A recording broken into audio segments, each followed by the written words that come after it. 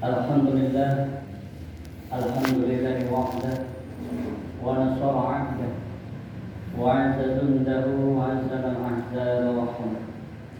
La ilaha illallah wahdahu la syarika lah wa asyhadu anna Muhammadan 'abduhu wa rasuluhu la nabiyya ba'dah.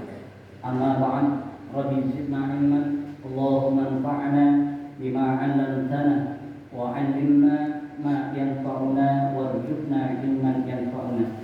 Allahumma inna nas'aluka ilman nafi'an wa rizqan thayyiban wa 'amalan mutaqabbalan. Raditu billahi rabba wa bil islami dina wa bi Muhammadin sallallahu alaihi wasallam nabiyyan wa rasulah. Ikhwatul iman kaum muslimin shahimin wa shahimat rahimakumullah.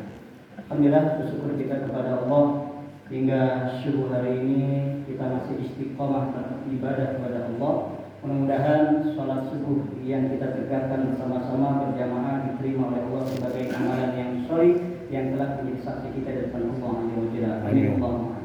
Seorang sahabat Abu Darda pernah berkata, satu saja amalan aku diterima oleh Allah khairun minad dunya wa ma fiha. Maka nilainya lebih baik daripada dunia dan segala isinya. Ketika mendapati perkataan sahabat ini, kami coba mencari korelasinya. Ternyata dalam kitab At-Takaburnya Imam Al-Ghazali ada hadis dari Imam Bukhari dan Muslim yang hadisnya panjang, yang menjadikan sebab amal seorang hamba diterima oleh Allah Azza wa Jalla ada 3 kategori. Yang pertama adalah al-ikhlasu billah.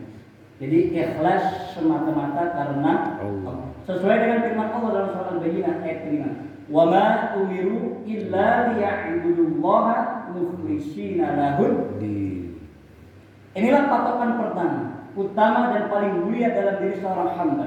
Dalam surah Jumat ayat 2 mengatakan, ala inna lillahi dinul khalis. Ketahuilah sesungguhnya dalam beragama kepada Allah yang Allah kehendaki dalam setiap hambanya adalah keikhlasan. Dalam hadis Imam Bukhari Muslim itu ada 3 amalan yang Allah angkat menghadap. Yang pertama adalah amalan seorang yang senantiasa berzakat, infak, bersedekah, atau orang yang dermawan dengan harta bendanya. Yang kedua adalah orang yang senantiasa ikut berjuang, berjihad fisabilillah.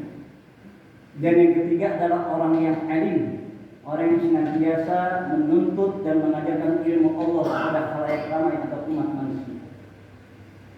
Dalam hadis itu dikisahkan setiap orang melakukan satu amal soleh kebaikan, maka dia harus melewati 7 pintu langit, yang setiap langitnya itu ditunggu oleh 3.000 malaikat.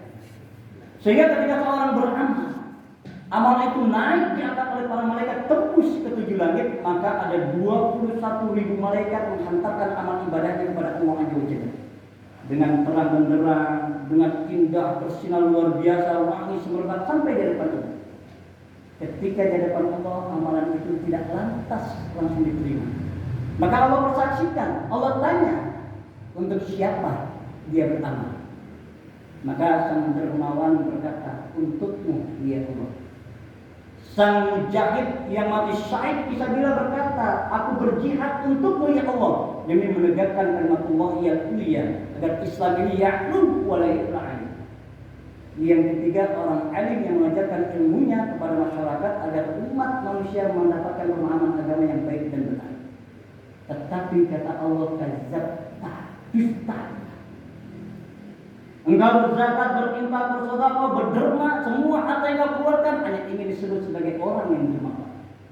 Maka Allah pulangkan kembali amalan itu ke wajah seorang hamba yang rajin zakat, infak dan sedekah, tapi bukan karena Allah saja. Begitu pun seorang mujahid yang dia masih terbunuh di jalan Allah dengan tenaganya, dengan seluruh upayanya, tetapi karena dia ingin dikenal sebagai seorang yang pemberani, maka Allah kembalikan amal kuatnya. Termasuk seorang alim yang mengajarkan ilmu agama kepada kaum muslimin yang dia semata-mata bukan karena Allah, maka amalannya dikembalikan ke wajah. Inilah yang menjadikan sebab sahabat Abu Darda mengatakan, satu saja amalan aku diterima oleh Allah khairun minad dunya wa ma fiha, maka nilainya lebih baik daripada dunia dan segala isinya.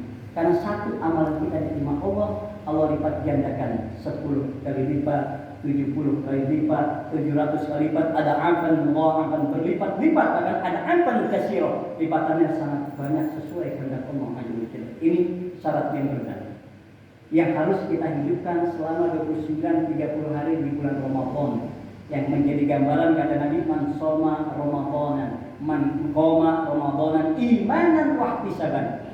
Dengan penuh keimanan dan perhitungan, dengan keikhlasan semata-mata di beribadah karena Allah, maka Allah ampunkan dosanya yang lalu karena Allah Azza wa Jalla. Nah, ini penting buat kita. Yang kedua, dalam beramal beribadah kepada Allah mesti ada tuntunan dan tuntutan. Gak bisa berdasarkan adat istiadat, kebiasaan, apalagi hanya karena kebanyakan orang yang mengamalkan. Karena dalam surah Al-An'am Allah mengatakan, wa in tuti' aktsara man fil ardh yudilluka an sabilillah. Kalau standar kebenaran itu, amal perbuatan manusia berdasarkan kebanyakan orang yang melakukannya, maka kita akan sesat dari jalan Allah. Maka kalau kita beramal, dasarnya surat Al-Hasr ayat 7, di mana Allah mengatakan, ma atakumur rasul takhudhu wa ma nahakum anhu fantahu. Apa saja yang datang yang dari Rasul kepada kamu, kerjakan, amalkan, tunaikan, maka pasti sesuai tuntunan Allah. Karena yang Nabi sampaikan kepada kita bahwa ma yantiqu 'anil hawa in huwa illa wahyun yuha. Bukan apa yang keluar dari lisan Muhammad itu hawa nafsunya, melainkan adalah wahyu petunjuk dari Allah. Itu pentingnya beramal berdasarkan Al-Quran dan Sunnah. Wa ma nahakum anhu fantahu. Apa yang Nabi larang, Nabi enggak pernah kerjakan, Nabi enggak amalkan, ya tinggalkan. Karena Nabi di hari kiamat itu ada ayat Al-Quran banyak menjelaskan orang-orang yang dulu beramal karena ngikut kepada orang sebelumnya, di hadapan Allah itu akan ditanya. Dan mereka menuntut kepada orang yang mengajarkan kepadanya dan terus sampai ke atas yang bukan berdasarkan Al-Quran dan Sunnah. Ini. Makanya dalam bahasa hadis Nabi ketika beliau akan wafat dalam kondisi sakit, beliau mengatakan, taraktu fikum amrayn lan tajidu abadan in tamassaktum bihima kitaballah wa sunnatun. Aku tinggalkan dua perkara kepada kalian. Siapa yang berpegang teguh dengan dua perkara ini, niscaya dia tidak akan tersesat selama-lamanya. Yakni kitabullah Al-Quran wa sunnatun Nabi, hadis-hadis Nabi yang sahih dan hasan. Ini menjadi pegangan kaum muslimin dari yang zaman dahulu mutaqaddimin sampai mutaakhirin, kecuali mereka orang-orang yang menyalahi jalan Rasulullah SAW. Yang kedua. Yang ketiga, inilah yang hari ini harus kita dapatkan. Karena setiap pekan di hari Jumat di hadapan kaum muslimin, Nabi menyampaikan ayatnya menjadi rukun khutbah bagi setiap khatib. Ya ayyuhalladzina amanu taqullaha haqqa tuqatih wa la tamutunna illa wa antum muslimun. Hai orang-orang yang beriman, bertakwalah kamu kepada Allah dengan takwa yang sebenar-benarnya, dan jangan kamu wafat, jangan kamu mati, jangan kamu meninggal kecuali dalam keadaan berserah diri, dalam keadaan muslim, dalam keadaan tunduk taat beribadah kepada Allah. Bagaimana cara mendapatkan ini? Yakni yang ketiga, istiqomah. Tanpa istiqomah sulit kita mendapatkan husnul khotimah. Sampai sahabat umatul mukminat Aisyah radhiyallahu anha menjelaskan kepada kita dalam hadis riwayat Imam Muslim nomor hadis 783, di mana Rasulullah SAW bersabda, ahabbul a'mal ila Allah, sesungguhnya amalan yang paling dicintai, yang paling disukai, yang paling disenangi oleh Allah, adwamuha wa inqah. Kalian kerjakan amalan itu terus menerus, rutin setiap hari walaupun jumlahnya sedikit. Dalam hadis ini menjelaskan kepada kita istiqomah itu bukan jumlah banyak. Islam nggak butuh jumlah banyak. Yang dibutuhkan dalam Islam adalah bukan kuantitas tetapi kualitas. Lihat perang Badar, 1000 melawan 310. Jumlah kaum muslimin sangat minim, nggak ada pengalaman perang, persenjataan tidak lengkap, mereka tidak punya strategi perang, memang belum pernah berperang pada saat itu menghadapi kaum yang militan, kaum kafir Quraisy yang sudah biasa berperang antar suku bahkan antar bangsa dan memiliki senjataan yang begitu luar biasa hebat. Tetapi Nabi 13 tahun itu membina mereka dengan kalimat tauhid la ilaha illallah sehingga menghujam ke dalam setiap darah mereka sampai istiqomah tidak meninggalkan apapun yang terjadi dalam dirinya. Penghinaan, penyiksaan, pemboikotan, sampai pembunuhan satu demi satu kaum muslimin. Tapi dalam sejarah selama 13 tahun di kota Makkah tidak ada sahabat yang murtad keluar dari Islam. Catat. Berbeda dengan di kota Madinah. Sehingga ketika menghadapi kaum kafir Quraisy yang begitu luar biasa, tidak ada rasa takut karena mereka Allahus Samad. Mereka menggantungkan segala sesuatunya kepada Allah. Nah, inilah Ramadan mendidik kita. Kalau kita di Ramadan rajin dari awal sampai nanti akhir itu dengan tarawihnya, dengan membaca Al-Qur'annya, dengan sedekahnya, atau dengan amalan-amalan soleh yang lainnya, pastikan di luar Ramadan selesai kita tetap beribadah yang sama. Karena orang yang berhasil menaklukkan Ramadan, yang kategorinya diampunkan dosanya oleh Allah Azza wa Jalla, sekalipun Ramadan sudah berlalu, dia tidak meninggalkan Rabbnya, dia tidak meninggalkan Allah Azza wa Jalla sebagai sesembahannya. Sehingga Syekh dalam kitab Fathul Ma'arif, Ibnu Rajab Al-Hambali mengatakan kun ibadullah. Jadilah kalian hamba-hamba di mana saja, kapan saja, dengan siapa saja, dalam kondisi apa saja, tetap beribadah kepada Allah. Mau lapang, mau sempit, mau sehat, mau sakit, mau susah, mau senang, mau bahagia, mau sengsara, yang kita sembah adalah Allah yang bisa mendatangkan itu semua. Maka tetaplah sembah. Walau takun ibadah Ramadan, jangan kalian jadi hamba Ramadan yang rajin, yang getol, yang terus-terusan beribadah hanya di bulan Ramadan. Nah, karena itu kita akan lihat siapa yang masih istiqomah berada di masjid, siapa yang masih istiqomah membaca Al-Quran, siapa yang masih istiqomah bersedekah, itulah ciri orang yang Ramadan yang diterima oleh Allah Azza wa Jalla. Tapi siapa yang menundukkan ibadahnya kepada Allah, hati-hati.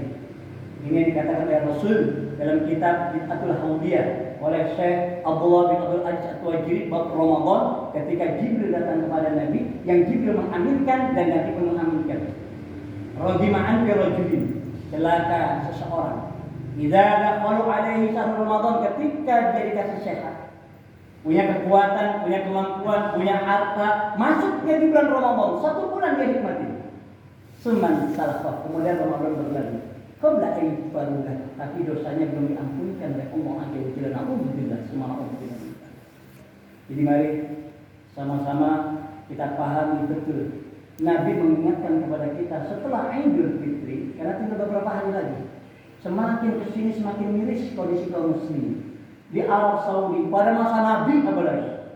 Semua sahabat berbondong-bondong datang ke masjid. Mereka menangis, mereka khawatir kalau ibadah mereka tidak diterima oleh Allah Azza wa Jalla. Bukan hanya itu saja, mereka khawatir mereka tidak akan bertemu lagi dengan Ramadan yang akan datang. Berbeda dengan kita, menghindari masjid, menjauhi masjid, gembira ria, berpesta pora, jauh dari kategori kepada Rasulullah SAW. Maka Nabi sampaikan kepada kita, Imam Ahmad, Imam At-Tirmidzi dalam musnadnya, dalam sunannya mengatakan, yang hadisnya sahih. Man shoma Ramadan tsumma atba'u sitta min Syawal kana kasyamid. Siapa yang berpuasa di bulan Ramadan kemudian diikutin, atba'u itu ngikut. Setelah sehari Idul Fitri, besoknya dia puasa di bulan Syawal 6 hari. Kana kasyamid, maka dia seolah-olah berpuasa sepanjang tahun. Itulah cara menjaga iman. Itulah cara menjaga kesehatan kita. Itulah cara menjaga hati kita untuk senantiasa terpaut kepada Allah. Kalau Nabi tidak memerintahkan kepada kita 6 hari di bulan Syawal, mungkin selesai kita Ramadan. Maka ada puasa-puasa sunnah yang perlu kita teruskan untuk menjaga kesehatan kita, menjaga keimanan kita, menjaga kedekatan kita dengan Allah Azza wa Jalla. Karena setelah Ramadan berlalu, setan Allah lepas kembali, ikatannya, rantainya, belenggu Allah lepas. Bayangkan 11 bulan ke depan kita akan akrab lagi dengan setan sehari 24 jam. Yang mereka yuwaswisu fi sudurin nas. Setiap saat, setiap waktu, kapanpun, dengan siapapun, dalam kondisi apapun, setan selalu yuwaswisu. Inilah 1 bulan, 29, 30 hari, setan diikat oleh Allah. Setan dibelenggu oleh Allah. Kesempatan kita memperbaiki seluruh amal ibadah kita, termasuk hati kita. Karena Imam An-Nawawi mengatakan dibukakannya pintu surga itu sahala ilal khair. Manusia gampang melakukan kebaikan.